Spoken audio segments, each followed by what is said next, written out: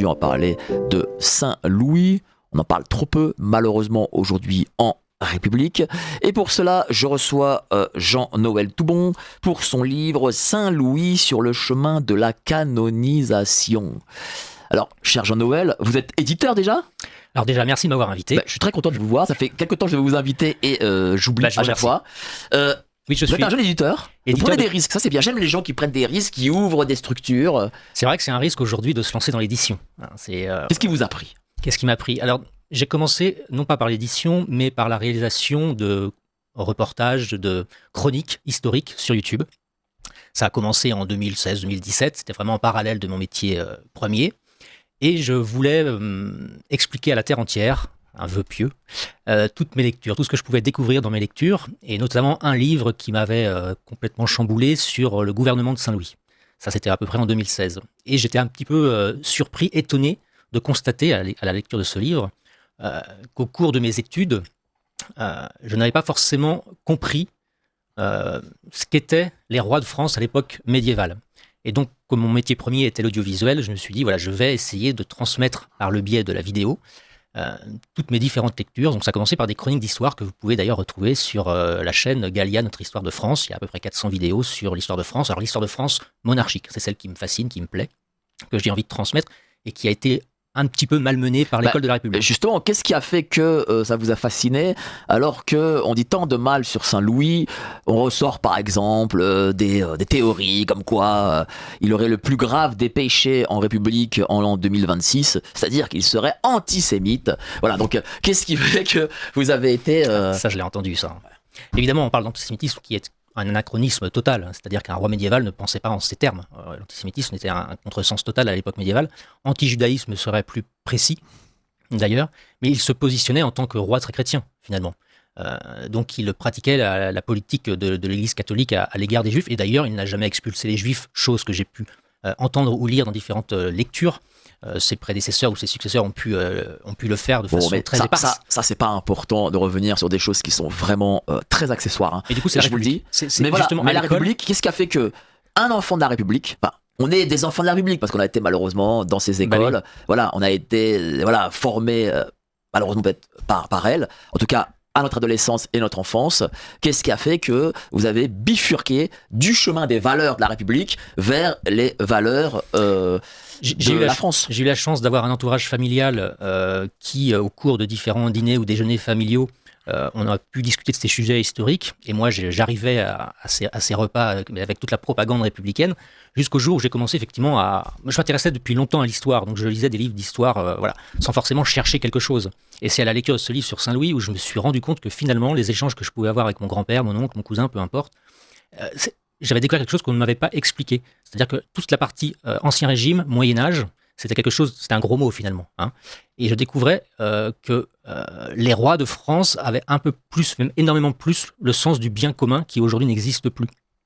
Parce qu'ils avaient quelque chose que les monarques, entre guillemets, républicains n'ont plus, c'est la peur de l'enfer. C'est-à-dire qu'ils sont animés par quelque chose qui les dépasse. En tant que roi très chrétien, ils sont lieutenants du Christ, c'était de se sauver. Hein. Et c'est précisément ça dans ce livre qui m'a totalement fasciné. On ne m'en avait jamais parlé finalement. Et même avec votre famille, vous n'avez pas ce type de discussion ? On avait ce type de discussion, mais moi je trouvais ça un petit peu archaïque de parler de sauver son âme et surtout d'imaginer qu'un souverain avait cette volonté de sauver son âme. Quand Louis IX, Saint-Louis, puisqu'en fait le 800e anniversaire de son sacre à la fin de l'année, 800 ans c'était en 1226, toutes les initiatives du roi à travers son règne ont été animées par une seule volonté. Donc dans toutes ces décisions politiques, il n'y avait qu'une seule volonté, c'était de se sauver, parce qu'il avait à l'esprit quelque chose de très important, c'est qu'il allait devoir rendre des comptes là-haut. Aujourd'hui, nos gouvernants ne doivent rendre de comptes à personne. Ou en tout cas, on pourrait imaginer qu'ils doivent rendre des comptes à d'autres types de personnes, mais très certainement pas le Christ. Et donc, ils doivent rendre des comptes à des banquiers, par exemple. C'est autre chose, c'est une autre mentalité. Donc, quand Louis IX, on connaît évidemment aussi pour son sens de la justice, il savait très bien qu'il devait rendre une vraie, bonne et juste justice, si j'ose dire. Parce que derrière, il devra rendre des comptes. Et il a été baigné toute son enfance, toute son éducation, qu'elle soit par sa mère, Blanche de Castille, ou son entourage, puisque c'était des religieux essentiellement qui, à l'époque, éduquaient les jeunes princes. Toute son éducation était tournée par cette peur du péché. Il y a cette fameuse phrase de Blanche de Castille qui a dit à son fils toute son enfance que je préfère te savoir mort que de t'imaginer commettre un seul péché mortel. Vous imaginez le sens, la puissance, la violence. Aujourd'hui, c'est une violence. Cette phrase est une violence. C'est totalement différent de ce qu'on entend aujourd'hui. Lorsque vous voyez les informations, vous écoutez, je sais pas moi, parler de meurtre, et bien entendu, les journalistes vont toujours voir la famille, les proches, etc. On apprend que le fameux déséquilibré, malade de déséquilibre chronique, eh bien, était gentil, quoi. Il portait les courses, il permettait à la grand-mère de traverser la rue au passage piéton. Enfin, on a une forme de sacralisation vraiment du criminel, et c'est là quand même le différentiel avec les mots de Blanche de Castille. Exactement, et puis même la peine de mort est aujourd'hui quelque chose qui est totalement inimaginable pour le commun des mortels. S'imaginer de devoir condamner à mort quelqu'un qui a tué une autre personne, aujourd'hui on ne peut même pas l'envisager. D'ailleurs, l'Église moderne aujourd'hui condamne la peine de mort, sauf que l'Église traditionnelle, l'Église de toujours, a toujours été plus ou moins, même plus que moins, en faveur de la peine de mort, puisque le souverain a la violence légitime. Donc Louis IX, au même titre que les autres souverains, ont toujours eu à l'esprit de devoir rendre la bonne justice à ses... il y a d'ailleurs une anecdote qui est très intéressante sur le règne de Saint-Louis. C'est quand un petit seigneur de Bretagne avait affaire avec Charles d'Anjou. Charles d'Anjou, c'est le petit frère de Saint-Louis. Un autre type de souverain, puisqu'il a été roi de Naples, beaucoup plus tourné, beaucoup plus politique que spirituel par rapport à son frère. Et ce petit seigneur a eu affaire avec Charles d'Anjou. Il a été emprisonné de façon injuste par Charles d'Anjou. Et ce petit seigneur a réussi à faire en sorte que le roi Louis IX, Saint-Louis, a été mis au courant de cette injustice selon ce petit seigneur. Ce qu'a fait Saint-Louis, c'est qu'il a demandé à ce que son frère, Charles d'Anjou, et ce petit seigneur viennent à Paris pour pouvoir entendre le différend entre les deux personnages et que Louis IX, Saint-Louis, allait rendre justice, la justice suprême, entre ces deux personnages. Le petit seigneur ose dire au roi, mais rendez-vous compte, Charles d'Anjou est un prince infiniment plus important, riche que moi, il aura les moyens de se défendre, moi je n'aurai pas ces moyens de se défendre. Quelque part, l'affaire est déjà entendue. C'est presque une injustice que de me laisser me défendre seul par rapport à Charles d'Anjou. Il y avait un réel déséquilibre. Saint-Louis entend cette remarque très pertinente. Qu'est-ce qu'il fait ? Je le rappelle, il est face à son propre frère. Il a dit, je vais vous mettre à disposition mes plus grands personnages de loi du royaume pour vous défendre. In fine, c'est son frère Charles d'Anjou qui a été condamné et le petit seigneur a eu gain de cause. Tout ça pour vous dire quoi ? Aujourd'hui, on serait tenté de dire que ce serait plutôt l'inverse. Ce sont les puissants qui vont avoir gain de cause par rapport aux plus petits. Et là, le souverain, il s'en moquait de savoir que c'était son frère qui était mis en cause. Lui, ce qu'il cherchait avant tout, c'était que la justice soit rendue, la réelle justice. Et bien ça ne peut être possible que parce que Louis IX savait que, in fine, il allait devoir rendre compte, peu importe si c'est son frère, rendre compte, est-ce qu'il a vraiment été un souverain juste ? C'est ça qui l'animait. Pourquoi Louis IX et pas, je sais pas moi, Louis VI, le Gros par exemple, qui est un bon roi, hein. Ou Philippe le Bel. Moi j'aime beaucoup Philippe le Bel. C'est pas le même type de roi, effectivement, c'est le petit-fils de Saint-Louis. Alors, ce qu'il faut comprendre, c'est l'esprit médiéval. L'esprit médiéval, c'est une grande époque, une longue époque, où il y avait énormément de liens entre le pouvoir temporel et le pouvoir spirituel. Le pouvoir temporel, les rois étaient au service du spirituel, ce qu'on appelle la doctrine des deux glaives, c'est-à-dire que le pouvoir temporel se met au service, il met son épée au service du spirituel. Toute la période médiévale est basée sur ce principe-là qui a régi tous les siècles médiévaux. À partir de Philippe le Bel, il y a une petite cassure. C'est-à-dire que le roi de France veut pouvoir décider en son royaume de la partie spirituelle, pour faire très très court et très très simple. Donc tous les rois médiévaux... Charlemagne aussi, lorsque... il a toujours défendu la papauté. Oui, mais lorsque le pape a mis sa couronne sur la tête de Charlemagne, il n'était pas content. Hein. Non, bien sûr. Mais ce que je veux dire, c'est que dans leur décision et leur vision du monde, ils ont toujours eu à l'esprit qu'ils n'étaient qu'au service de la papauté. Quand ils partent en croisade, les rois, c'est toujours avec l'approbation de la papauté. C'est jamais une décision qui se fait seule. J'oserais dire qu'à une époque, pas très lointaine, quand les gouvernements veulent partir en guerre, ils demandent l'autorisation de l'ONU. J'ose cette comparaison un petit peu hasardeuse.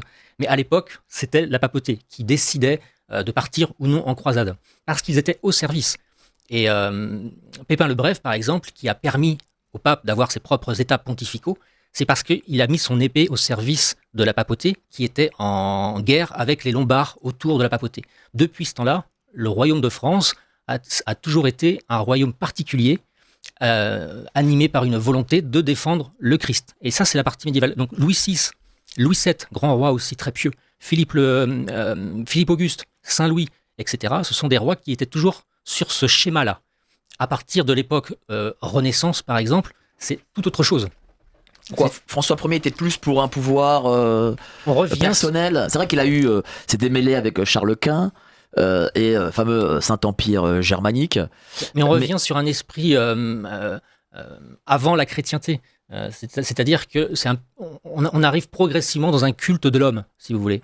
C'est-à-dire que quand Louis XIV construit Versailles, c'est surtout pour la plus grande gloire de Louis XIV. À l'époque de Saint-Louis, la construction énigmatique, symbolique de l'époque de Saint-Louis, c'est la Sainte-Chapelle. La Sainte-Chapelle au service de Dieu. C'est vrai que c'est un sacré différentiel, même si vers la fin de sa vie, Louis XIV était devenu assez pieux. Oui, il y a deux grandes époques. Un peu bigot même. Exactement. Mais c'est pour vous dire que la vision du monde des rois de France évolue à partir de Philippe le Bel, où il y a une cassure avec son différend avec Boniface VIII, le pape, Boniface VIII. À partir de ce moment-là, d'ailleurs, je crois me souvenir que Mélenchon, qui n'aime pas beaucoup les rois de France, je vous l'accorde, mais est beaucoup plus tendre avec Philippe le Bel, par exemple. Cette volonté de se dissocier de la papauté. C'est vrai que Philippe le Bel, le début du gallicanisme. Il y a ça, bien sûr, mais il y a aussi les excellents romans Les Rois Maudits. Et puis à l'époque de Monsieur Mélenchon, il y avait cette série télévisée. J'imagine qu'il a dû la regarder, peut-être pour ça aussi. Tiens, une dame nous a appelé. Bon, alors, c'est pas très politiquement correct sa question, mais bon, voilà, on est même à Radio Courtoisie. À l'époque, les Juifs étaient considérés comme, entre guillemets, fils du diable ayant crucifié Jésus. Ils étaient brûlés à Paris sur l'île aux Juifs. Je sais pas, tiens. Où furent brûlés plus tard les Templiers. En quelle année à l'époque de Saint-Louis. Je n'ai pas l'année. À l'époque de Saint-Louis, on a brûlé les Talmuds. D'ailleurs, l'époque médiévale abhorrait le Talmud, pas l'Ancien Testament. Oui, ce qui n'est pas la même chose, faut préciser. Hein. Pas du tout. C'est-à-dire que d'ailleurs, c'est un ancien juif converti au catholicisme qui a alerté Saint-Louis, la papauté en premier, des écrits du contenu même du Talmud qui étaient, c'est le moins qu'on puisse dire, très insultants à l'égard du Christ et de la Sainte Vierge. Donc c'est à partir de ce moment-là qu'il y a une volonté de la papauté de devoir sanctionner les écrits, le Talmud, dans tout le royaume de France et dans tous les royaumes chrétiens d'ailleurs. Et Louis IX n'a pas, en fidèle soumis à l'Église, a mis en place avec sa mère, d'ailleurs c'est surtout sa mère à l'époque, au début de la décennie 1240, entamé un procès du Talmud. Et donc des charretées de... Sûr, mais moi je vais vous dire, le problème aujourd'hui, déjà, c'est que entre les profs de la République, je ne sais même pas s'ils sont au courant de l'histoire de France en général, je vous le dis très sincèrement, et le côté un peu bisounours, je veux dire... C'est caricatural. Moi j'ai réalisé une vidéo sur ma chaîne que vous pouvez aller voir, sur des écrits qui ont servi aux professeurs de la Troisième République, je crois. Là, vous parlez déjà de gens un peu cultivés. Non, c'était à destination des professeurs pour les écoles. Et dans ces ouvrages, c'était Ernest Lavis pour ne pas le nommer, c'est vraiment insultant pour l'intelligence. C'est-à-dire qu'il y avait vraiment des écrits du style « le roi n'était pas gentil ». Oui, c'est ça. C'est-à-dire qu'en fait, comme il calque l'époque actuelle avec l'époque d'antan, je veux dire, le roi de France, Louis IX, est parti en croisade. Et il a porté le glaive. Et il est mort à Tunis. Oui, voilà. Enfin voilà. Et s'il est mort à Tunis, c'est pas parce qu'il était berbère. Je le dis à des gens de la diversité peut-être qui nous écoutent. Parce que maintenant, on apprend que Beethoven était gabonais. Non mais, enfin bref. C'est dingue, hein. Où nous sommes, hein. Il y a une belle histoire aussi. Il y a un ouvrage qui a été publié sur ce sujet, un petit ouvrage d'ailleurs, La prunelle de ses yeux. Je sais plus exactement le titre. Excusez-moi. Qui parle de Louis IX quand il était en croisade, la première croisade de Louis IX, 1248-1254. Il a converti évidemment un grand nombre avec les clercs présents sur place. Un grand nombre de musulmans à la foi catholique. Il faut être honnête intellectuellement. Il y a aussi eu des chrétiens qui se sont convertis à l'islam. Mais bon, ce qu'il s'est passé, c'est que lui savait très bien, Saint-Louis, que là-bas, en Terre Sainte, les nouveaux convertis au christianisme étaient en danger de mort s'ils restaient en Terre Sainte, en Palestine. Ce qu'il a fait, c'est qu'il a ramené en France, au royaume de France, on estime à peu près à 1000 personnes. 1000 anciens musulmans convertis à la religion catholique, et il les a installés au royaume de France. Donc, il y avait cette volonté aussi de protéger les nouveaux convertis, et il y a aussi un procès en racisme à l'époque, c'est-à-dire qu'on partait du principe qu'il y avait une haine à l'égard des musulmans quand on partait en croisade. C'était pas comme ça que l'homme médiéval pensait. Voilà, Louis IX n'était pas islamophobe. Non, pas du tout. Lui, ce qu'il cherchait vraiment, c'est à convertir. Quand il était en prison, quand il était lors de sa première croisade, il a énormément échangé avec le sultan, qu'il a d'ailleurs bien traité, et il a lu le Coran en prison. Donc il a eu un échange viril avec le sultan sur ce qu'il a lu dans le Coran. À aucun moment, le sultan l'a traité d'islamophobe. Évidemment, à l'époque, on ne pensait pas comme ça. Et il a eu des mots extrêmement durs à l'égard de ce qu'il lisait. Et il y a eu un échange intellectuel entre les deux hommes, alors que Louis IX était en prison. Et le sultan lui dit, mais est-ce que vous vous rendez compte que si je veux, demain, maintenant, je vous mets à mort par rapport à ce que vous êtes en train de me dire, finalement. Et il y a cette phrase de Saint Louis qui est juste extraordinaire. Saint Louis ne craignait pas la mort comme tous les grands catholiques, tous les grands saints. La mort corporelle, pour eux, c'était pas le plus important. Ce qu'ils craignaient le plus, c'était la mort spirituelle. Il a dit, je préfère mourir dans cette geôle et de savoir que j'ai converti une seule personne à la foi catholique. Le sultan a été chamboulé de cette phrase de Saint Louis. Le sultan s'est rendu compte que finalement Louis IX n'avait pas du tout peur de la mort. Donc la menace que le sultan lui disait ne l'effrayait absolument pas. C'était pas un moyen de faire pression sur lui, le fait de l'exécuter. Donc il y avait des rapports entre les deux personnages qui avaient une foi différente et qui étaient en combat, en guerre. Il y avait un rapport de respect entre les deux ennemis. Et ça, c'est quelque chose dans notre monde moderne qui n'existe plus. Il n'y a plus de respect entre des adversaires aujourd'hui quand nous sommes en guerre. Il y a une volonté de détruire, d'annihiler, de vraiment d'humilier, etc. À l'époque, ça ne se passait pas comme ça. Il n'y avait pas une volonté de détruire, il n'y avait pas une volonté de mettre à mort systématiquement. C'est-à-dire que quoi, à l'époque, on n'aurait pas pendu Saddam Hussein, par exemple ? Voilà. Et cette violence, même télévisée, c'est-à-dire que c'était en mondiovision. Tout le monde a pu constater de la violence, que ce soit l'Occident, mais aussi les adversaires. Ça marche dans les deux sens. Et ça, c'était quelque chose qui était inenvisageable parce qu'on avait un sens de la vie et la volonté, c'était de la conversion, des deux côtés d'ailleurs. Comment vous l'expliquez ça ? Eh ben, j'en reviens à ma colonne vertébrale qui animait tous les rois de France. C'était des chrétiens, des catholiques qui cherchaient à plaire à Dieu. Ça démontre que la spiritualité, lorsque on l'a fait supprimer de la société, comme on le fait actuellement. Ce qui se passe, c'est l'inverse, exactement. Bien sûr. Quand on l'a fait supprimer, on a d'autres croyances qui émergent. Et la plus grande des croyances, c'est le capitalisme globalisant, on va dire. C'est le nouveau Dieu, voilà. L'argent. Et donc, on a les valeurs de ce capitalisme et in fine de la République. Qu'est-ce qui vous retient aujourd'hui de faire le mal ? Rien. Je serais même tenté de dire, dans l'inversion des valeurs que nous vivons aujourd'hui, c'est même l'inverse. On vous invite à faire le mal et on vous ridiculise quand vous cherchez à faire le bien. Et quand j'entends, c'est une phrase qu'on entend très souvent, aujourd'hui, s'il y a des guerres, c'est à cause des religions. C'est juste l'inversion totale des valeurs. C'est parce qu'il n'y a plus de foi qu'il y a des guerres. Les plus grands crimes de l'humanité, ce sont des hommes, souvent païens, communistes. Et Louis IX détestait la guerre à un niveau qu'on ne peut même pas imaginer. Il le disait même dans ses écrits. Avant de faire la guerre, veillez bien à ce que ce soit une guerre juste, légale, etc. Parce que, il le précisait, ce sont toujours les pauvres qui en pâtissent de la guerre. Donc Louis IX n'a jamais engagé de son propre chef de guerre, en presque 50 ans de règne. Ce qui est assez rare. Et justement, qu'est-ce qui a fait qu'il a tenu aussi longtemps ? Est-ce qu'en effet, il y a eu une forme d'amour populaire, quoi ? L'amour populaire a commencé très tôt. Très tôt. Et d'ailleurs, quand il revient de Tunis, donc il passe par l'Italie, il remonte tout le royaume de France, le peuple de France l'a accompagné de Marseille jusqu'à Paris. Sur le trajet du cercueil de Louis IX, il y avait le peuple qui cherchait à tout prix à toucher le corps de Louis IX, qui, on l'appelait déjà le Saint-Roi. D'ailleurs, les ennemis de Louis IX appelaient Louis le Saint-Roi, c'est vous dire. Qu'est-ce qui fait que, justement, on l'appelait le Saint-Roi ? Est-ce que c'était essentiellement des questions de foi, de justice peut-être ? Surtout la justice. Quand les barons anglais, quand le roi d'Angleterre était en conflit violent avec ses propres barons, tout ça c'est issu de la bataille de Bouvines, le roi d'Angleterre a perdu énormément de pouvoir et les barons en ont gagné énormément. C'est la Magna Carta, c'est après Bouvines.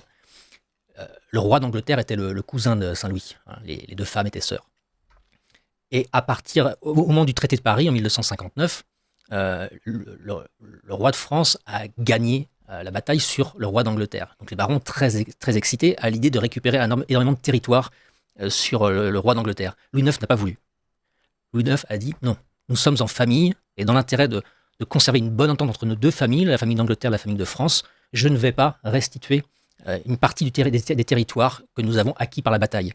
Donc, il y avait vraiment une volonté de ne pas chercher la puissance, la gloire. C'est pas les rois du Moyen-Âge n'avaient pas cette volonté d'empire qu'il y a eu beaucoup plus tard. Napoléon, par exemple. Et même, ils n'avaient pas la volonté d'empire des Germains, par exemple. Non. Même au Moyen-Âge, parce que les Germains au Moyen-Âge ont eu cette volonté. Oui, même le pape, qui était en conflit avec l'empereur Frédéric II, qui n'était pas un grand catholique, c'est le moins qu'on puisse dire, le pape a même proposé la couronne impériale à Saint-Louis, à son frère Robert d'Artois. Et Saint-Louis a dit non, j'ai déjà bien à faire dans mon royaume de France. Il n'y a vraiment pas du tout cette volonté de chercher à dominer. C'est aussi ce qu'on dit souvent, que la République dit souvent, c'est-à-dire qu'il y avait une volonté dictatoriale des rois de France. Mais c'est exactement l'inverse. Je pense sincèrement que le roi de France avait infiniment moins de pouvoir sur le peuple qu'en ont aujourd'hui les gouvernants sur les peuples. Il y a cela aussi, et puis je pense qu'il faut définir précisément aussi, par exemple, certains statuts, comme celui du cerf. Où aujourd'hui on nous explique que c'était une sorte de servage et ou d'appartenance par un propriétaire seigneur, des choses comme ça. Et même on parle aussi de l'impôt, où on nous a dit, comme pour la Révolution, pourquoi il y a eu la Révolution? Parce que les impôts de Louis XVI, vous comprenez. Mais ça n'avait rien à voir avec impôt revenu, CSG, TVA, CRDS, etc. Complètement. Je pense que les gens oublient vraiment qu'ils vivent dans une époque qui se rapproche infiniment plus de ce qu'on pourrait considérer comme de l'esclavage qu'à l'époque médiévale. Quand un roi de France se déplaçait sur un territoire dont il n'était pas le suzerain pour imposer quelque chose, il était accueilli. Il était contraint même de repartir assez vigoureusement parce que le pouvoir était local. Le seigneur avait le pouvoir de décider un certain nombre de choses et le roi de France avait du réel pouvoir en son domaine. À part les grands sujets, tout le reste, c'était les seigneurs qui décidaient. Donc aujourd'hui, nous vivons dans une époque où les salariés, etc., ont infiniment plus de taxes sur leurs épaules. Et je pense que c'est une illusion de s'imaginer que l'homme médiéval était beaucoup plus asservi qu'aujourd'hui. Je vois des circonstances aujourd'hui où je suis consterné de voir le niveau de soumission qui est quand même total. Crédit CDI ou CDD, et là, vous avez quelqu'un soumis à 200%. L'objectif, c'est que effectivement, vous puissiez vivre juste de quoi survivre, même pas vivre, juste de quoi survivre, pour que vous soyez suffisamment à l'aise, c'est vraiment entre guillemets, pour que vous n'ayez pas à vous à réagir, quoi. Vous avez dit peuple de France, c'est quand même tellement plus beau à l'oreille que citoyen. Ça, disons-le, c'est un terme républicain, évidemment. Dites-moi, comment s'est faite justement cette canonisation? Est-ce qu'on a tout de suite pensé à en faire un saint? Voilà, quel était le cheminement? Qui en a décidé? Donc je précisais que de son vivant, beaucoup le considéraient déjà comme un saint personnage de par sa vie. Saint Louis assistait à des messes tous les jours, il passait un temps fou en prière. Il avait 2 confesseurs, un confesseur de jour, un confesseur de nuit. La liste, elle est vraiment très très longue. J'en parle d'ailleurs dans l'ouvrage du quotidien de Saint Louis. Donc à partir du moment où il meurt, en 1270 à Tunis, tout de suite va s'engager un procès de canonisation. Souvent, même tout le temps, les procès de canonisation émanaient soit d'ordre religieux, ou soit de l'entourage du roi qui envoyait entre guillemets un dossier à la papauté qui devait l'analyser, et ensuite ils envoyaient sur place des émissaires de la papauté, des cardinaux très souvent, pour pouvoir enquêter. C'est comme ça que ça se déroulait. Donc à partir du moment où Saint Louis est arrivé à Saint-Denis, son corps a été exposé de nombreuses semaines. On venait de toute la France sur le tombeau de Saint Louis pour pouvoir espérer une guérison. On a des exemples incroyables d'hommes, de femmes du petit peuple, des enfants aussi, venir gratter le cercueil de Saint Louis pour en conserver vraiment quelques petites traces chez soi. Il y a eu des guérisons incroyables. Donc des cardinaux sont venus sur place à Saint-Denis et ont commencé à écouter un grand nombre de personnes qui ont vécu des guérisons, etc. Donc évidemment, sur le nombre considérable de personnes qu'ils ont entendues, ils n'ont pas tout retenu, ils n'ont consigné qu'un certain nombre de personnes. Ils ont enquêté sur l'entourage du roi, sa famille, mais aussi des personnages qui ont côtoyé le roi. Et c'est ça qui est intéressant. On peut imaginer que la famille avait un parti pris sur la question. Mais ils ont interrogé aussi des personnages, que ce soit des artisans, que ce soit des petits seigneurs, etc., qui ont côtoyé le roi. Et chacun devait témoigner de ce qu'il a pu constater, de ce qu'il a pu voir sur le comportement de Saint Louis.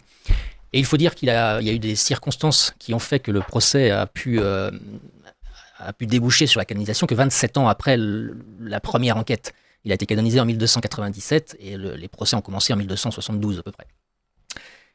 Pour une raison toute simple, qui est quand même dramatique, c'est un grand nombre de cardinaux, mais aussi de papes, sont morts. Donc à chaque fois, il fallait une dizaine quand même de papes et de cardinaux qui se sont succédés. Donc il a fallu à chaque fois reprendre le procès de canonisation.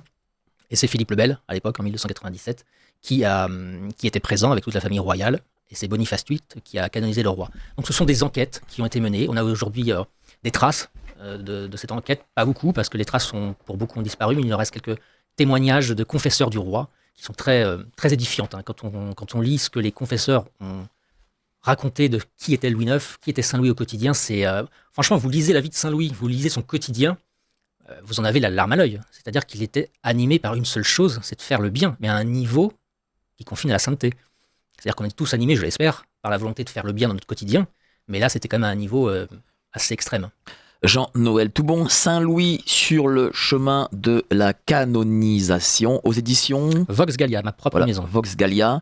Est-ce que Saint-Louis voulait justement, est-ce que de son vivant, est-ce qu'il aurait accepté à sa mort cette béatification? Bon, c'est compliqué de s'imaginer ce qu'il aurait pu imaginer. Déjà, il ne voulait pas d'un tombeau fastueux, et il voulait vraiment une pierre, tout ce qu'il y a de plus simple, par humilité, bien évidemment. Bon, avec le temps, on lui a dressé un tombeau majestueux.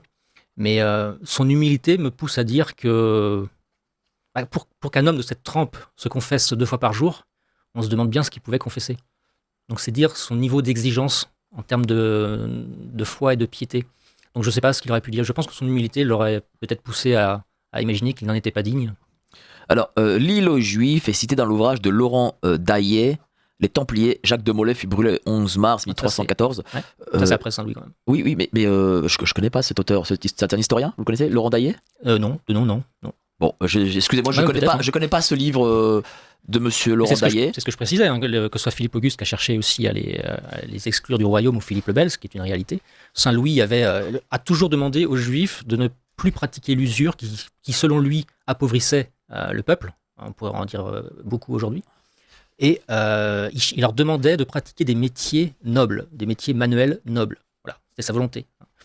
Alors bravo pour cette émission. L'église Saint-Louis d'Antin détient une relique de Saint-Louis que chaque 25 août, le curé présente après la messe et que les fidèles peuvent embrasser. Bah oui, pendant plusieurs siècles après la mort de Saint-Louis, ces restes ont été un peu dispersés à travers l'Europe. C'est pas forcément un mal d'ailleurs. Ce sont souvent des reliques de saints qu'on offrait à des grands souverains. Voilà, des rois de France ont offert une partie de Saint-Louis un peu partout en Europe et dans le monde d'ailleurs. En parlant de Saint-Louis encore, j'étais très choqué que le reliquaire de la couronne de Saint-Louis ait été remplacé à Notre-Dame. C'est une laideur. C'est une laideur. Hein. Mais c'est ce que je disais, c'est ça, c'est un cercle, on dirait un rite chamanique. Je ne sais pas ce que c'est. C'était une couronne extraordinaire de Saint-Louis et on l'a remplacée. Mais la République n'a honte de rien. Non, c'est l'inversion des valeurs. En fait, ce qui est beau devient laid aujourd'hui et ce qui est laid devient beau. Hein, on fait la promotion du laid, de la laideur. Donc ça dit beaucoup de notre société. On sait ce qu'est devenu ces reliquaires? J'imagine qu'il est conservé à Notre-Dame, j'en sais pas plus. Mais je ne sais même pas ce qui est exposé aujourd'hui quand ils ressortent cette relique. Est-ce qu'ils ressortent vraiment cette relique? Je ne sais pas, parce qu'aujourd'hui, ce qu'on voit à Notre-Dame est effrayant. Vous êtes retourné à Notre-Dame? Non. Moi non plus. Je sais pas encore. J'ai peur de le faire. Ouais, c'est vrai mais je sais que je vais y aller. J'ai appris qu'il y avait des marchands du temple à l'entrée, et déjà ça me plaît pas. C'est vrai que c'est payant, c'est ça? Alors, non, on paye pas. Je ne sais pas. Mais en tout cas, c'est Disneyland, quoi. D'après les témoignages que j'ai entendus. Est-ce qu'on doit être surpris? Moi, je pose la question. Parce que finalement, est-ce que si nous avions eu une cathédrale refaite dans l'esprit médiéval, avec une architecture, un mobilier qui flatte, qui met en valeur le Christ, est-ce que c'est pas ça qui aurait été étonnant? C'est vrai. Est-ce que nous vivons dans une époque... Non, pas tant que ça, parce que malgré tout, le mal ne se montrait pas. Il était quand même dans la discrétion. Faites bien de parler au passé. Ouais, c'est vrai. C'est vrai. Parce qu'aujourd'hui, les gens s'en moquent à un niveau du beau et de Dieu, etc. Pour eux, ce sont des choses un petit peu ridicules. Je pense que je vais être un brin provocateur. Je pense qu'il faudrait aller encore plus loin, pour que ce soit encore plus visible, pour que ce soit encore plus laid. C'est-à-dire qu'on essaie de conserver, je dis bien on essaie, parce que c'est quand même violent, on essaie de conserver malgré tout un brin d'esthétisme. Et je pense qu'il faudrait aller beaucoup plus loin. Là, j'ai vu récemment un événement dans une église. LGBT. Ouais. Sainte-Chapelle, la chapelle de Sainte-Jeanne d'Arc. Là, au moins les choses sont claires. Écoutez, peut-être, mais ça n'a pas choqué les riverains de cette chapelle. Non, c'est vrai. Je suis désemparé. Je ne sais pas. Et les gens sont assez conquis lorsqu'ils témoignent de leur visite c'est vrai à que les Notre-Dame. JO a plu. La cérémonie d'ouverture et de clôture des JO. Donc ça, je comprends pas en fait. Enfin, si je comprends. Mais... Et je pense même que s'il y avait un roi comme Saint-Louis aujourd'hui, excusez-moi, à la tête du gouvernement, je pense même qu'il serait très mal reçu. On n'est absolument pas prêt à entendre la vision du monde que pouvait avoir Saint-Louis. Justement, quel aurait été le message de Saint-Louis s'il avait été présent en 2026 ? Il aurait chassé les hérétiques, puisqu'il les a combattus au tout début de son règne avec les Cathares, mais vraiment sur la fin. C'est pas lui qui a fait l'essentiel du travail, si j'ose dire. Alors, rappelez-nous ce que sont les Cathares et ce qu'ils ont fait en France, surtout en province. Les Cathares, c'est... Parce qu'on se rappelle très peu, on en parle très peu. Dans le Midi, on en parle beaucoup. Oui, dans le Midi, c'est vrai. C'est une hérésie qui a fait rage au XIIe et au début du XIIIe siècle, un petit peu sur la fin du XIIIe siècle. Une hérésie dualiste, c'est-à-dire que selon eux, il y a deux divinités, donc le bien et le mal. Donc c'est pour ça qu'on parle de dualisme. Donc toute la partie corporelle, c'est le diable, le corps humain. Et la partie spirituelle, c'est Dieu. Donc, à partir de ce principe, ils avaient une détestation viscérale du corps, de la vie physique. Et penser comme ça amène à des pratiques douteuses, pour ne pas dire choquantes. Et d'ailleurs, on peut comprendre, après coup, pourquoi l'extrême gauche a récupéré cette spiritualité. C'est parce que les Cathares, par exemple, refusaient de se reproduire. Puisqu'ils avaient une détestation du corps, mettre au monde un nouvel être, c'était créer une nouvelle entité pour que le diable puisse s'immiscer. Donc déjà ça, plus faire d'enfants. On retrouve ce parallèle aujourd'hui. Ils ne mangeaient pas de viande. Vous ne pouvez pas imaginer de manger la chair des animaux. On retrouve ça avec le véganisme. Ils avaient une détestation de l'Eucharistie, bien évidemment. Imaginez-vous manger le Christ. Donc ils avaient une détestation de la religion catholique. Certains d'entre eux, ça s'appelait l'Endura, certains se laissaient mourir. Parce qu'ils avaient une telle détestation de leur propre corps qu'ils voulaient en finir au plus vite. Donc c'est le suicide. Vous voyez qu'on est vraiment sur des colonnes vertébrales que nous retrouvons aujourd'hui et on peut comprendre que certaines personnes d'extrême gauche puissent s'y retrouver dans cette détestation du clergé, de l'Église catholique, le véganisme, etc., le suicide. Donc c'est vraiment une idéologie mortifère. D'ailleurs, les plus optimistes des contemporains disaient mais est-ce que c'est nécessaire de les combattre puisque leur idéologie mortifère va les amener à disparaître naturellement finalement. C'est une vision des choses. Les rois de France n'ont pas eu cette vision des choses. Et ce qui est souvent oublié, que je rappelle dans mon deuxième livre sur le péril cathare, un livre que j'ai écrit en 2022, c'est qu'on parle souvent, évidemment, quand on parle des Cathares, c'est l'horrible Église catholique, les horribles rois de France qui ont massacré les Cathares, qui étaient des personnages tout à fait gentils, qui voulaient simplement pratiquer leur religion dans leur coin. Ça ne s'est pas vraiment passé comme ça, comme à chaque fois, en fait. C'est ça aussi que j'ai découvert quand j'étais plus jeune. C'est à chaque fois, c'était pas du tout comme ça que ça s'est passé. C'est beaucoup plus subtil. Pendant 50 ans, voire même 100 ans, l'Église catholique, par l'intermédiaire de ses évêques, qui ont été envoyés sur place, ont cherché à convertir les hérétiques, pas par le glaive, mais par le verbe. Et c'est Saint Dominique qui a énormément œuvré en ce sens. Saint Dominique qui a parcouru le Midi en long, en large, en travers pour réaliser des controverses, c'est-à-dire des débats publics avec les hérétiques dans l'espoir de les convertir à la vraie foi. Et ça s'est passé pendant au moins 50 ans. J'en parle dans la croisade spirituelle qui a précédé la croisade militaire. Et la croisade militaire n'a commencé uniquement parce qu'il y a eu un légat pontifical qui a été assassiné par un hérétique. Là, c'était le crime de lèse-majesté. Donc à partir du moment où vous assassinez un légat pontifical, ça revient à assassiner le pape. Donc c'est à partir de ce moment-là uniquement que la croisade militaire s'est engagée. Mais pendant très longtemps avant, on a cherché à les convertir par la foi. Jean-Noël Toubon, Saint-Louis sur le chemin de la canonisation. On va passer au Bobino. Vous appréciez cette émission? Alors aidez Radio Courtoisie à en produire d'autres. Rendez-vous sur soutenir.radiocourtoisie.fr. Merci d'avance. Merci à vous d'être toujours aussi nombreux tous les samedis matins, surtout que c'est un long week-end après, avec un vendredi 1er mai. J'espère quand même que vous nous écoutez, malgré que vous soyez en congé. Le Bobino, c'est quoi? C'est parce que c'est vous, en fait, on vous rappelle que vous êtes les patrons de Radio Courtoisie. Si vous ne l'étiez pas, nous aurions eu des annonceurs comme tous les grands médias dits subventionnés, c'est-à-dire que ces annonceurs auraient choisi les thématiques, les sujets et les invités. Ce n'est pas le cas ici à Radio Courtoisie. Nous sommes libres et indépendants. Et donc, vous en êtes les patrons et nous vous sommes redevables. Donc, continuez à soutenir Radio Courtoisie. Laurent Daillé est un spécialiste reconnu de cette période. Il est mort en 1991. Il a examiné et confronté 14 500 documents originaux pour restituer sans parti pris le véritable histoire de 2 siècles de cette époque et des ordres religieux. Bah tiens, il faudra se pencher sur Monsieur Laurent Daillet. Voilà, je suis désolé de ma méconnaissance. Bonjour messieurs, surprenant d'entendre que des croisés se convertirent à l'islam. En ces temps-là de guerre et dans tel contexte, s'agissait-il de nobles, de marchands, de soldats ? Quand on sait qu'être hérétique pouvait parfois mener au bûcher, le double chef d'accusation, renégat à la foi et traître à la nation, ne devait pas militer en faveur d'une longue vie. Quelle serait, s'il vous plaît, au moins une seule source pour ces conversions au Proche-Orient ? Autre chose, n'exaltons pas outre mesure Louis IX, s'il vous plaît. Pendant son règne, on mettait à feu à sang le Midi, on brûlait vif, et sa soldatesque martyrisait le peuple du Sud, cathare ou pas. Ah. Le livre, c'est La prunelle de ses yeux, je l'ai vraiment de mémoire, c'est un tout petit ouvrage, vous pouvez taper les conversions de Saint-Louis. Vous tapez La prunelle de ses yeux, c'est un historien américain qui a écrit sur le sujet, c'est quelque chose qui aujourd'hui est tout à fait avéré. Pour les conversions des croisés, effectivement, je voulais juste préciser qu'il y en a eu. C'est-à-dire que quand vous aviez un sultan et ses sbires qui vous demandaient de renier votre foi ou de subir la mort, certains ont renié leur foi tout simplement, finalement ça existait. Voilà, je ne veux pas dire que l'essentiel des croisés se sont convertis à l'islam, mais dans un conflit, forcément que ça arrive. Voilà. Mais hérétique, l'islam était considéré comme hérétique ou pas ? Alors non, ça aussi, voilà. Pour eux c'était une non-religion finalement. Ils avaient beaucoup. C'est pas comme le protestantisme. Exactement, ou même le judaïsme. Le judaïsme pour eux c'était juste des chrétiens qui étaient en devenir en fait, des catholiques en devenir. Mais l'islam était une comment il en parlait quand il échangeait avec le sultan, c'était une abomination, une série d'erreurs, etc. Donc il avait des termes assez durs à l'égard de l'islam. C'était pas une religion.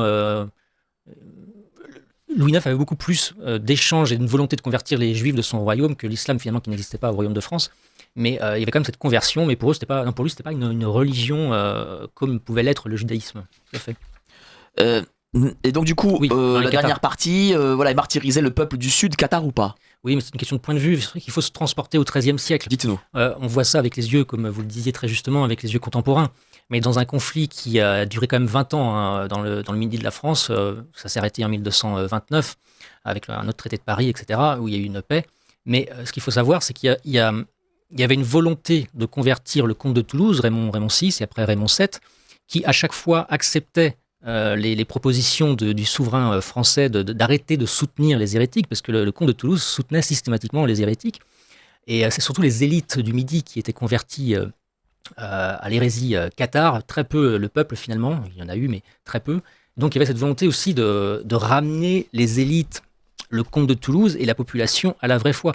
Il faut s'imaginer que c'était aussi dans une volonté d'apaiser le royaume. C'était quelque chose qui était assez dangereux pour le peuple de maintenir cette hérésie. Quand je vous expliquais un peu ce qu'il prenait comme valeur, en tant que souverain, on ne peut pas soutenir une hérésie. Est-ce que les Cathares formaient, comme je sais pas, les protestants de Rochefort, un État dans l'État ? C'était des petits seigneurs. Je ne pense pas qu'on puisse parler en ces termes, si ce n'est à Montségur par exemple, qui a été vraiment la fin du combat contre l'hérésie cathare, le château de Montségur vraiment dans les montagnes, où là vraiment il y avait une société à part entière qui résidait sur place à Montségur. Mais ce n'était pas du tout dans le même ordre que le protestantisme. C'était beaucoup plus diffus dans la société, on se cachait malgré tout. Mais j'insiste encore une fois, c'est qu'il faut surtout y voir le prisme de la conversion voulue pendant des décennies, et on ne pense qu'à la partie militaire. Est-ce que ça signifie que la centralisation a commencé peut-être avant la monarchie absolue et peut-être avec Louis IX ? Oui, c'est vrai que la justice, par exemple, c'est Louis IX qui a initié ce très beau progrès. On avait la possibilité de faire appel au roi. Donc, c'est-à-dire, c'est vraiment les débuts avec le Parlement de Paris.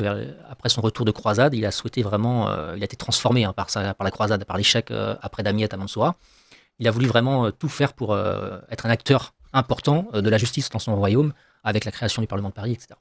Et donc oui, il y avait cette volonté, j'ai oublié votre question, excusez-moi. Est-ce que la centralisation, justement, a commencé avec lui ? Donc il y avait des bribes de la centralisation, effectivement. Donc en tout cas, judiciaire, elle a... Voilà, judiciaire, avec la monnaie aussi, la volonté de créer une monnaie, la monnaie, forcément, à la fin de son règne. Et donc, comme je le disais... Est-ce que la féodalité meurt avec l'arrivée de Saint-Louis ? Régine Pernoud a écrit un magnifique ouvrage avec un titre merveilleux, c'est Le crépuscule de la féodalité. Et le titre dit tout. Quand Louis IX veut repartir en croisade en 1270, l'essentiel des barons du royaume ne veulent plus y aller. Ils préfèrent rester dans leur baronnie, dans leur comté, dans leur duché. Jean de Joinville, qui est le plus fidèle ami de Saint-Louis, même lui n'y va pas, il ne veut plus y aller. Donc il y a vraiment cette fin de l'esprit médiéval, de l'esprit d'aller vouloir évangéliser les peuples, comme le demandait le Christ, à partir de la fin de son règne, effectivement. Et après, on voit aussi une bascule à partir de son petit-fils. Ça veut dire quoi? Ça veut dire que ce fameux Moyen-Âge qui est honni, faut dire les choses. Mais pourquoi il est honni? Parce qu'il est catholique, hein, c'est tout. Hein. Le reste. D'après vous, c'est que pour ça? Bah surtout pour ça, pas que, mais surtout pour ça. On l'a beaucoup ridiculisé, même dans le cinéma. C'est ce que j'allais dire. Rappelez-vous avec Les Visiteurs, par exemple. Au nom de la rose. Oui. Pourquoi dans le cinéma, vous faites très bien d'en parler, on ne réalise que des films sur Louis XIV, le faste, etc. Les hommes en tutu, les hommes avec. Ceux qui ne l'étaient pas spécialement. Parce que c'est beaucoup plus rock'n'roll, sexy de montrer ce genre de choses. Hein. Par contre, si vous réalisez un film sur la vie de Saint-Louis, qu'est-ce que vous êtes obligé, vous êtes contraint de montrer? Un homme qui prie, un homme qui se confesse, un homme qui veut servir le Christ absolument. Bon, bah ça, aujourd'hui, c'est pas quelque chose qu'on souhaite forcément montrer. Donc, dès qu'on parle de l'époque médiévale, on est contraint. Même Jacques Le Goff, qui est quand même pas non plus le premier des catholiques, l'historien du XXe siècle, Jacques Le Goff, a écrit une somme sur Saint-Louis. Bon, bah, il l'appelle le Christ roi, en fait, le roi Christ plutôt, parce que Christ roi, c'est autre chose. Et on est obligé de parler de la foi catholique. Et on sait très bien que les républicains, c'est leur ennemi principal, la foi catholique. Mais c'est-à-dire qu'avec Saint-Louis, il y a une bascule vers une autre forme d'époque par rapport à avant lui. Non, c'est l'aboutissement, pour moi, c'est l'apothéose même de l'époque médiévale, Saint-Louis. Hein. C'est-à-dire que les rapports avec l'Église ont toujours été courtois, parfois un petit peu difficiles. Philippe Auguste, par exemple, son grand-père a été excommunié pour ses relations conjugales, par exemple. Donc ça, c'est complètement inenvisageable avec Saint-Louis. Il n'a eu qu'une seule femme, avec des enfants, etc. Donc ça s'est vraiment amélioré avec le temps. Les rois médiévaux étaient des rois un petit peu virulents parfois, très, très guerriers. L'Église a réussi à canaliser un petit peu cette fougue avec la paix de Dieu, la trêve de Dieu. Hein. C'est-à-dire que c'était une volonté de l'Église de devoir canaliser l'énergie des seigneurs qui se tapaient entre eux pour certains à l'époque de Louis VI. Donc voilà, l'Église a réussi à façonner les mœurs des seigneurs de l'époque, et Saint-Louis, c'est l'apothéose dans le sens où l'Église avait très peu de choses à lui reprocher. Et qu'est-ce qui fait que, justement, les seigneurs n'ont pas essayé de le destituer, si je puis dire? Si. Ils n'ont pas réussi, on va dire. Ils n'ont pas réussi, parce on était en 1227, donc Saint-Louis avait 13 ans, il venait d'accéder au pouvoir. Et on voyait d'un très mauvais œil qu'un enfant puisse régner. Hein, et surtout que la régente, même si on ne parlait pas de régence à l'époque, la baïstre, la personne qui avait la charge de l'enfant, c'était Blanche de Castille. Donc imaginez-vous la double peine, un enfant et une femme qui dirigent le royaume, les barons l'ont très mal vécu. Ce qui s'est passé, c'est que le roi il s'est caché à Montlhéry, au château de Montlhéry, qui est à 60 minutes à peu près de Paris, au sud de Paris, qui est un château historique des Capétiens. Il savait très bien que les barons encerclaient Montlhéry pour pouvoir kidnapper le roi, pour pouvoir gouverner à sa place. Je caricature, je fais très simple, mais c'est ça l'idée. Qu'est-ce qui s'est passé? C'est là le début de l'amour entre le peuple et Saint-Louis. Blanche de Castille a fait envoyer les milices communales de Paris, qui étaient très attachées au roi depuis Bouvines, puisque c'est les milices de Paris qui ont aidé Philippe Auguste à gagner Bouvines. Le peuple de Paris a pris des fourches, des faux, des pics. Ils ont marché jusqu'à Montlhéry, 60 km, jusqu'à Montlhéry, pour récupérer le roi qui était caché dans une tour du château de Montlhéry, et ils l'ont ramené à Paris, encerclé par le peuple de Paris. Les barons, voyant cela, ils ont rebroussé chemin. Est-ce qu'on imagine d'aller chercher Manu, caché? C'est ce que j'allais vous dire, et c'est là où ça démontre que la fin de la spiritualité et l'arrivée de la religion de l'antéchrist, qu'est le capitalisme mondialisé, eh bien, fait que parce que les gens ne sont pas prêts à mourir pour la République, non. Ils sont prêts à mourir pour la laïcité et pour leurs dogmes, etc. Ils sont prêts à mourir pour le roi. À l'époque, oui, mais ils sont peut-être prêts à mourir pour la perte d'argent, la perte de confort. Je ne sais pas s'ils sacrifieraient leur vie. En tout cas, à l'époque, ils auraient sacrifié leur vie. Oui. Je veux dire, il y avait un amour sincère. Bien sûr, parce que souvent on me dit oui, mais tu comprends quand même, les gens ont été éborgnés. En effet, certains ont été éborgnés. On y était, moi j'y étais. J'y étais aussi. J'ai filmé, j'ai fait toutes les semaines ces reportages. C'est vrai qu'en effet, certains ont été des martyrs et vraiment, je salue leur courage. Mais ces Français qui sont allés délivrer le roi, ils ne se sont pas posé de questions. Ils ne se sont pas posé cette question-là et n'auraient pas été victimes de LBD. C'était un peu plus dur parce que la cruauté, on va dire, enfin la cruauté. par rapport aux critères d'aujourd'hui, je parle, d'un militaire d'antan, c'est pas celui d'un CRS d'aujourd'hui. Il y avait un respect de la vie, c'est-à-dire que les barons savaient très bien qu'ils ne pouvaient pas attenter à la vie du roi, il était sacré. Bien sûr, mais n'oubliez pas que lorsqu'on vous attrapait à l'époque parce que vous avez fait des conneries, oui, c'était sérieux. C'était pas, vous n'allez pas. C'est pas un stage. C'est pas un stage avec des hamsters. Hein. Vous n'aviez pas. Bien sûr. Vous passiez pas 3 semaines à la santé. Exactement. Mais je pense que le cinéma n'a pas aidé à comprendre la violence médiévale. On voyait vraiment ça quand on regarde certains films. On s'imagine la cruauté des clercs. Des seigneurs, alors ça existait à l'époque de Louis VI, d'ailleurs Louis VI a réussi à réprimer certains de ces seigneurs qui étaient d'une violence assez inouïe, mais c'est un peu caricatural parfois. Oui, parce que les gens voient Robin des Bois, les films de Robin des Bois avec le seigneur de Loxley, et puis ils calquent ça sur tous les autres. Ouais, c'est ça. Non, mais ça existait, j'espère vraiment pas essentialiser, mais je pense que les gens comprennent aussi mon amour pour l'époque, mais forcément tout n'était pas vrai. J'ai un auditeur qui me dit « Merci de ne pas confondre centralisation avec le principe de subsidiarité. » C'était l'époque médiévale. Mais... Je suis désolé.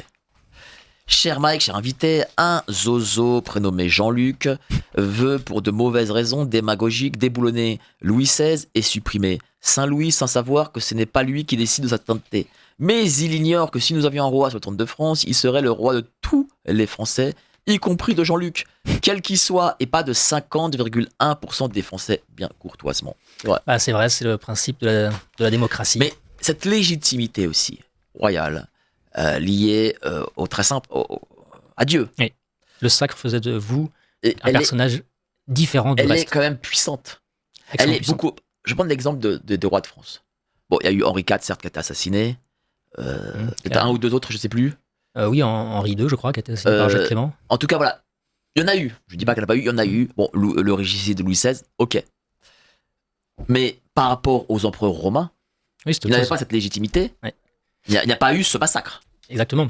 Et d'ailleurs, cette légitimité était tellement importante que quand Louis VIII, le père de Saint-Louis, meurt à Montpensier après s'être battu contre les Cathares, le Saint-Louis n'a que 12 ans. Et donc Blanche de Castille sait très bien qu'il faut se dépêcher de le sacrer pour que les barons ne puissent pas attenter à sa vie ou prendre sa place. Donc en 3 semaines, elle a organisé le sacre à Reims. C'était extrêmement important de sacrer le roi. À partir du moment où il l'était, il avait une légitimité surnaturelle. Jean-Noël Toubon, Saint-Louis sur le chemin de la canonisation. Bonjour, l'ignominie de la République et l'avènement de Satan a commencé avec la profanation des tombes des rois de France à Saint-Denis. Nous y étions il y a quelques semaines pour une visite guidée que nous organisons maintenant avec ma femme, qui est guide conférencière, et nous organisons de plus en plus de visites sur des lieux emblématiques comme ça, pour parler de l'histoire de France autrement que par les livres et par les vidéos, et d'aller sur place, évoquer l'histoire de France sans le prisme républicain qui est vraiment insupportable pour quiconque a déjà assisté à des visites guidées. Moi, j'en ai fait quelques-unes ces dernières années. C'est insupportable. Qu'est-ce qui se dit ? C'est du féminisme. Les rois étaient misogynes. On calque vraiment notre époque sur l'époque médiévale. Donc, on organise ce genre de choses. On est allé à Saint-Denis il y a une semaine. Organiser cette visite, ça s'est très bien passé, effectivement. Ce qui s'est passé à Saint-Denis est juste dingue de barbarie. Mais le fait que, déjà, le général de Gaulle ait donné la fameuse ceinture rouge où se trouve la ville de Saint-Denis aux communistes, c'est quand même...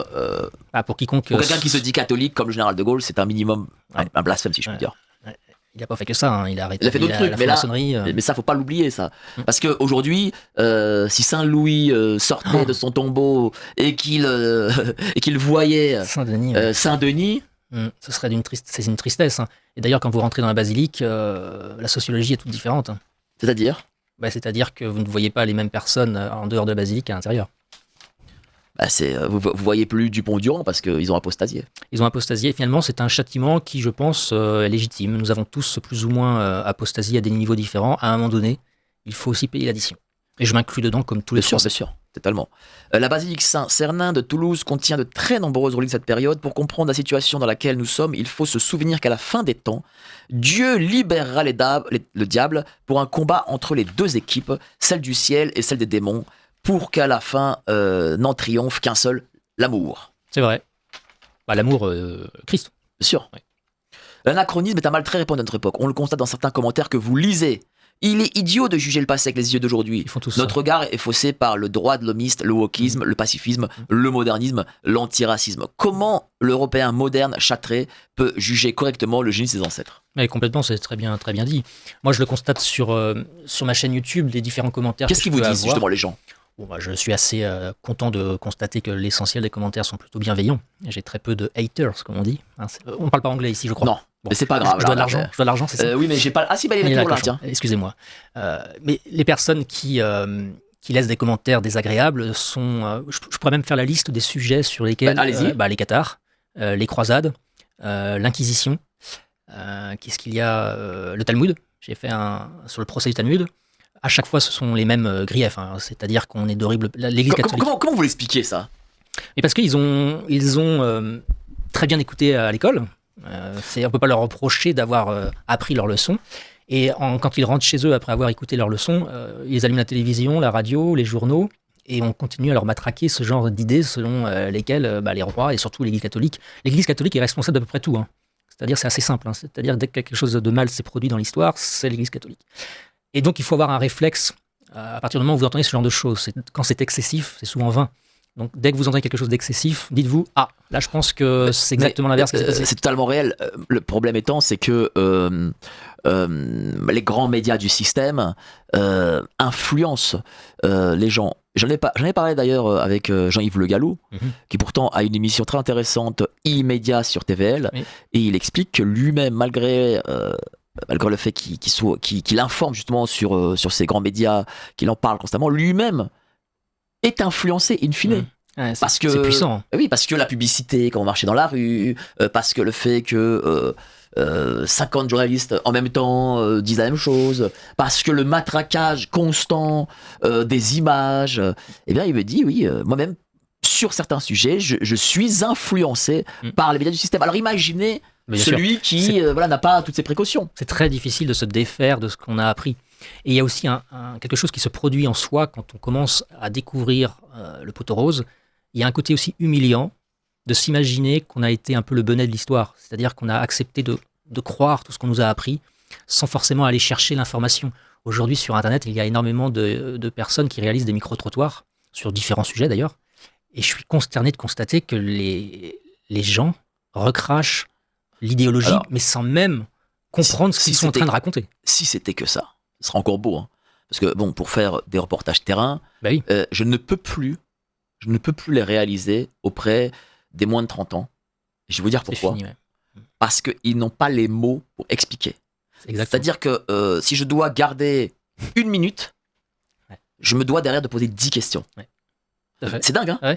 C'est-à-dire que et des gens me disent oui, mais tu mets beaucoup de boomers, de génération d'après-guerre, et parce que cette génération d'après-guerre a culture, phrasé, vocabulaire. Ouais. Construire une phrase, c'est compliqué. Voilà, et je suis désolé, mais et c'est eux qui s'informent, et c'est eux qui comprennent, voilà.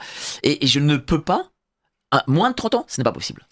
Je ne sais pas comment on peut se tirer de de cette difficulté, parce que les générations qui vont arriver à l'âge adulte, ça va être difficile, très violent. Très bonne émission, toutefois remplacée. Ok, pas d'accord. C'est vrai ça. J'essaie. J'essaie. Nous sommes influencés. Il y a beaucoup de travail. Mais c'est dingue, hein. C'est bien. Quand on voit les vidéos de Lina, moi, j'aime bien les regarder. Ça me fait pleurer. Je rigole, mais c'est des enfants de 13 ans, 14 ans. Dans les années 50, 60. Wow, c'est beau. Et c'est pour ça d'ailleurs que je réédite des ouvrages essentiellement du 19e. Ouais. Il y a une plume.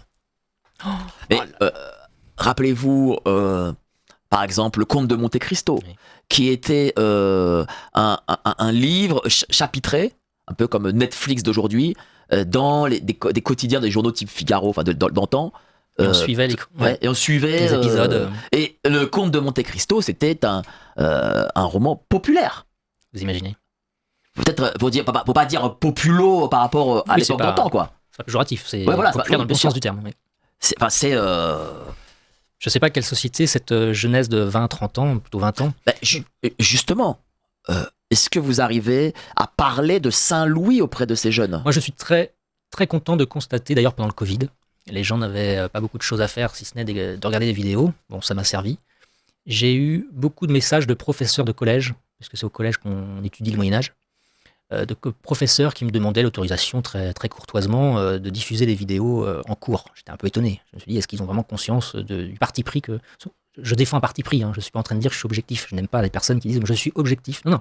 J'ai un parti pris, une vision à défendre. Je m'attache toujours à défendre ce qui s'est passé, la réalité, mais j'ai un parti pris. Et ça m'a rassuré. De voir aussi des élèves. Il y a une personne que je ne connais pas qui a laissé un commentaire qui m'a profondément touché. Et là, je me suis dit, je sais pourquoi je fais ça. Parce qu'au début, on se dit, on fait 300, 400, 1000 vues. On se dit, on prêche un peu dans le désert. Il a dit, je suis retourné à Saint-Denis depuis que je regarde vos vidéos. Je n'y étais jamais allé. Et alors je ne sais plus la fin de la phrase, mais en gros, j'ai énormément aimé, apprécié ce lieu chargé d'histoire. Là, je me suis dit, j'ai réussi à emmener quelqu'un à la basilique de Saint-Denis pour aller voir les tombeaux des rois de France. Donc, quand on va trop loin, peut-être, on peut espérer. Quand la société va trop loin, c'est cyclique, hein, l'histoire. On peut espérer un retour au surnaturel, au transcendant. Il y a énormément de conversions aujourd'hui, il y a énormément de baptêmes aujourd'hui, c'est plutôt rassurant. Je pense vraiment qu'une partie de la population jeune aspire à quelque chose de plus surnaturel. Est-ce que la France et les Français doivent être essentiellement liés au Christ et au catholicisme et au baptême de Clovis? J'ai du mal à concevoir qu'on puisse s'imaginer français sans être catholique. Je vais vous dire pourquoi je pose cette question, mais allez-y. Être français, se sentir français, c'est adhérer, épouser tout ce que le christianisme a fait, ce que vous êtes aujourd'hui et votre façon de penser. Les personnes qui me disent « je ne suis pas catholique, moi j'ai pas besoin de ça pour avoir des valeurs, de bien, de... » Tout ce que vous pensez aujourd'hui, votre façon de voir le monde a été façonnée par l'Église. Vous n'êtes pas catholique, vous n'êtes pas croyant, vous n'êtes pas pratiquant, j'entends, mais n'oubliez pas que ce que vous êtes, c'est le fruit de siècles et de siècles de vos parents, grands-parents, etc., qui vous ont amené à avoir cette vision du monde. Vous ne pouvez pas exclure de votre vie la foi catholique, même si vous ne l'êtes pas. Ça a façonné votre façon de penser. Et j'ai eu des débats avec des personnes de mon entourage, d'ailleurs, sur ce sujet, des personnes qui n'étaient pas catholiques. Effectivement, c'est une façon de voir les choses qu'ils n'avaient pas. Ils ne pouvaient pas exclure cela. C'est compliqué aujourd'hui de se dire français. Je pense notamment aux nationalistes, aux patriotes qui se disent ils défendent la France, la France, la France. J'aurais envie de leur dire de façon provocante où êtes-vous le dimanche matin? Oui, justement, je voulais aller vers ce sens-là parce que voilà, nous sommes Radio Courtoisie, la radio de toutes les droites, et lorsque vous exposiez chez notre ami Alain Pascal, il y avait en même temps le fameux Institut Iliade à la Maison de la Chimie. Bon, je les aime bien, ils sont très gentils, je salue notre ami Petit Jean, avec grand plaisir.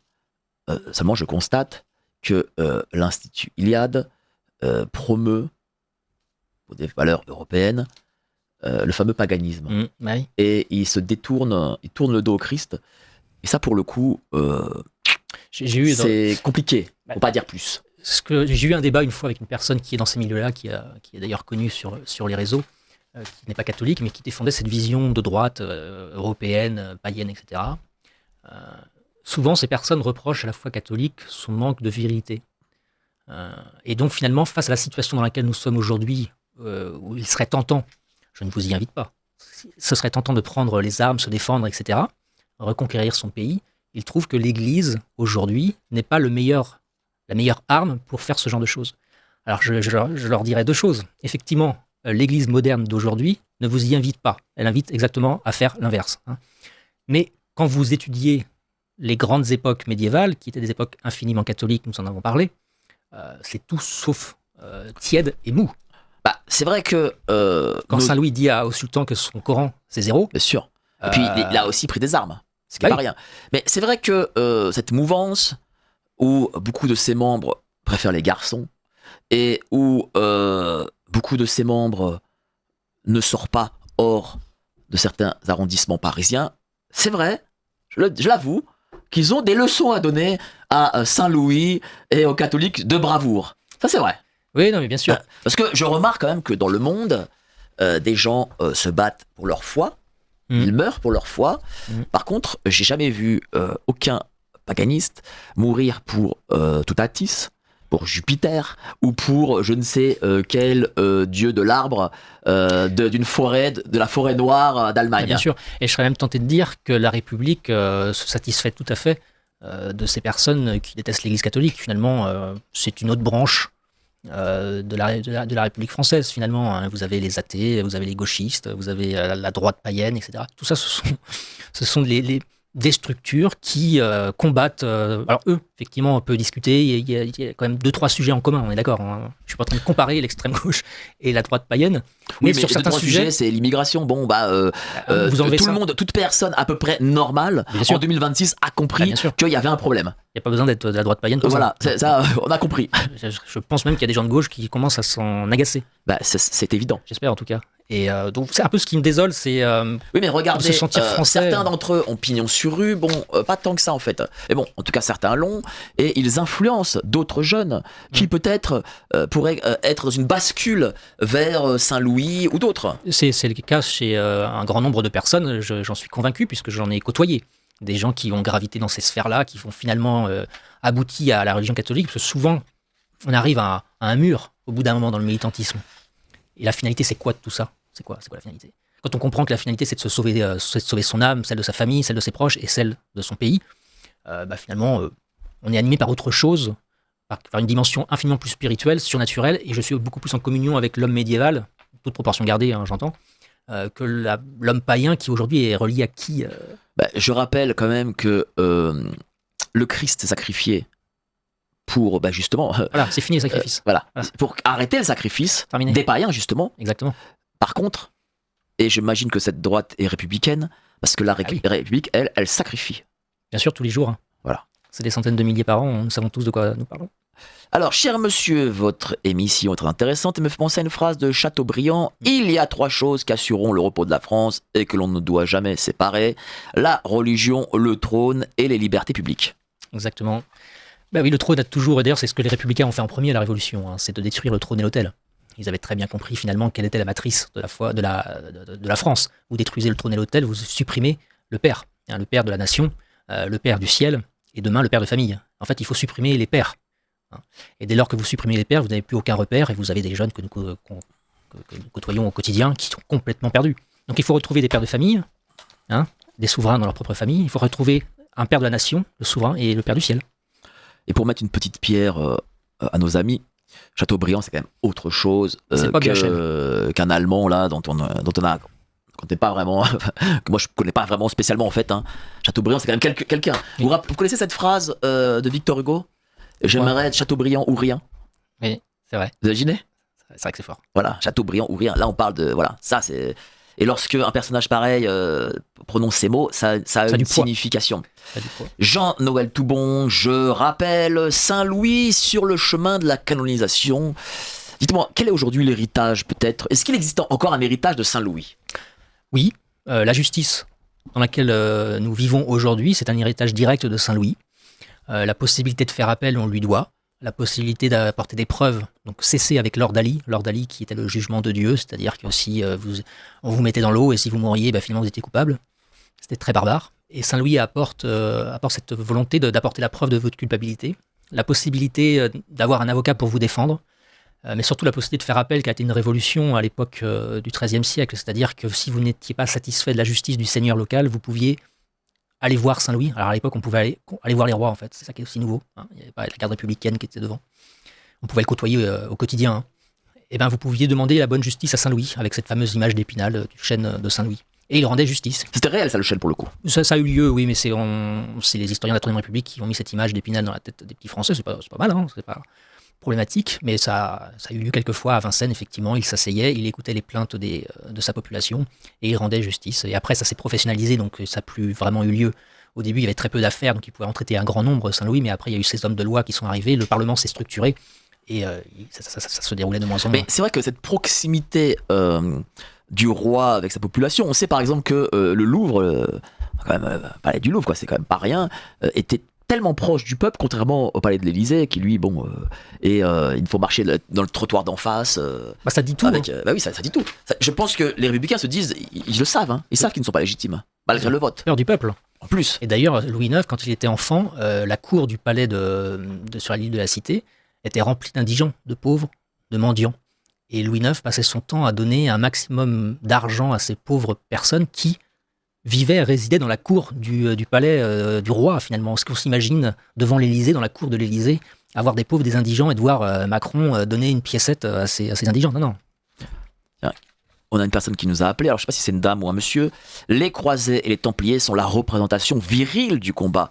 Par la croix et par l'épée, tu vaincras. Saint Michel Archange, Sainte Jeanne d'Arc et bien d'autres sont représentés avec une épée. C'est ce que la droite païenne devrait avoir comme symbole, comme figure tutélaire. Il préfère, je pense, les parties fines de monsieur Jacques Lang. On y est mieux là-bas, je crois. Est-ce que Sainte Jeanne d'Arc était une femme molle? Non.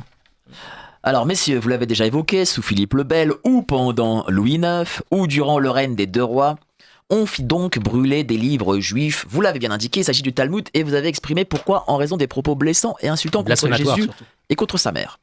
Question. Ces livres brûlés, décidément, on se réchauffait beaucoup par le feu en ces temps, toute source de combustible confondu, livre humain. Ces livres immolés étaient-ils seulement et uniquement des Talmuds, ou bien avaient-ils la Torah? On aime bien le ton sympathique de vos émissions. Mais je crois que la Torah, c'est l'Ancien Testament. Oui, c'est ça, c'est le texte. Donc non. C'est impossible. Non, c'était essentiellement le Talmud. Et d'ailleurs, pour être très honnête, donc ils sont allés dans les synagogues, ils sont allés chercher les textes, ils les ont ramenés, etc. Ça a été brûlé sur place publique, en place de Grève. Mais très peu de temps après, le Talmud est revenu dans le royaume de France, finalement. Il y avait une volonté effectivement de marquer le coup, peut-être aussi. Mais je pense qu'il n'y avait pas cette naïveté de croire que plus aucun texte issu du Talmud serait disponible en France. Le Talmud a continué à se propager par la suite après le procès. Donc vous voyez bien que ce n'était pas non plus d'une virulence incroyable. Et d'ailleurs, pendant le procès, Blanche de Castille, à l'égard du rabbin de Paris, lui explique que le rabbin, déjà à l'époque, il y avait cette volonté d'expliquer à la couronne de France qu'ils étaient méchants et qu'ils étaient antisémites. Évidemment, ce n'était pas en ces termes, c'est ce que ça voulait dire. Blanche de Castille a bien stipulé à ce rabbin et à ceux qui étaient là, non, on a toujours cherché à vous protéger, parce qu'effectivement, ça, on oublie toujours de le dire. La couronne de France protégeait les Juifs en tant qu'individus. Il n'y avait pas cette volonté de jugement personnel à titre individuel sur le Juif, entre guillemets. Non, c'était ça. Son Talmud qui posait problème, c'était pas l'individualité, le Juif. Donc la couronne de France a toujours protégé, à l'époque de Saint-Louis, le Juif en tant que tel. Donc Blanche de Castille lui a rappelé quand même finalement. Elle lui a bien rappelé que non, on vous protège, vous le savez très bien. Et qu'est-ce qui s'est passé ensuite? Rien, j'imagine. Hein. Après le procès, il y a eu des Talmuds brûlés. Ouais, c'est tout. Non, mais je veux dire, lorsque le rabbin est intervenu, qu'est-ce qui s'est passé? Rien. Le procès a continué en ces termes. Il y a eu un débat entre la couronne et puis les rabbins de Paris. Mais c'est fou cette volonté de faire, de mettre la tâche de l'opprobre là sur Saint-Louis. Il faut se le faire. Je pense, parce qu'il représente tout ce que la République déteste, mais tout. Je parlais de la foi catholique, mais c'est aussi sa façon de traiter les affaires courantes. Le principe même de la doctrine du Christ roi, c'est que dans toutes les institutions, il doit y avoir le Christ. Dans tout ce que vous faites, dans tout ce que vous dites. Et Saint-Louis était de ces hommes-là. Et on ne s'imagine pas aujourd'hui dire à la population française, désormais, donc on va consacrer la France au Sacré-Cœur, etc. Ensuite, dans les institutions judiciaires, administratives, etc., la doctrine du Christ roi va être appliquée, c'est-à-dire le bien commun, la justice, etc., défendre l'opprimé. Etc. Le Français ne pourrait pas concevoir, accepter l'idée selon laquelle aujourd'hui, ce sera la colonne vertébrale même de nos gouvernements, qui est la doctrine du Christ roi. C'est inenvisageable. Pour la République, effectivement, Saint-Louis représente l'antithèse parfaite de ce qu'ils font aujourd'hui. C'est-à-dire qu'aujourd'hui, on défend le mal, de mon point de vue, de catholique, etc. Pour moi, tout ce qu'on pratique et défend aujourd'hui s'apparente plutôt au mal qu'au bien. Donc, si on a une vision surnaturelle des choses, qui représente le mal et qui représente le bien? Est-ce qu'on a eu parmi ses successeurs quelqu'un qui lui était idéologiquement proche? On a, je pense tout de suite à Louis XIII, qui a consacré la France. C'est un roi qui avait compris l'importance même de se mettre sous l'autorité légitime du Christ roi. In fine, c'est le Christ qui est le roi. Le roi n'est que le lieutenant. Il sert le Christ. C'est pas lui. C'est ça qui fait aussi la différence avec l'époque Renaissance, Ancien Régime, c'est que le roi se prenait pour Dieu. Alors, à l'époque médiévale, le roi ne se prenait jamais pour Dieu. Il se prenait simplement pour un lieutenant. Il servait Dieu. Donc Louis XIII a eu cette volonté de bien mettre en lumière ça. Et ça a été le cas aussi avec Garcia Moreno. Donc là, on change totalement d'époque, puisqu'on est en Équateur. C'est un président de la République qui a consacré l'Équateur au Sacré-Cœur, qui a été assassiné par des francs-maçons à la fin. Donc c'est aussi un personnage, il n'y a pas forcément besoin d'être en monarchie. On peut être en République. Non mais bien sûr, parce qu'il faut aussi dire aux gens qu'il y a République, ça veut rien. Enfin, voilà, il y a des dizaines de républiques. Un type de gouvernement, voilà, c'est tout. comme il y a des dizaines de monarchies Bien sûr, aussi. Constitutionnel, voilà. de droit divin, etc. Ben là, c'est ça. C'est-à-dire que l'essentiel, c'est tous ces personnages, là, Louis XIII, Saint-Louis, Garcia Moreno, plus récemment, qu'est-ce qu'ils ont fait en premier? Leur première décision importante, c'est de bien montrer qu'ils ne sont que lieutenants. Ils servent quelqu'un. Aujourd'hui, nos dirigeants servent, non pas Dieu, mais le dieu argent, qui, en définitive, on sait qui c'est. Merci à vous, cher Jean-Noël Toubon. Merci. La canonisation de Saint-Louis aux éditions Vox Gallia, vous pouvez retrouver dans toutes les librairies de France. Vous avez un sur mon site, voilà, édition-voxgallia.fr. Pourquoi Vox Gallia? Qu'est-ce que ça veut dire? Je trouvais ça joli, la voix des francs. D'accord. Voilà.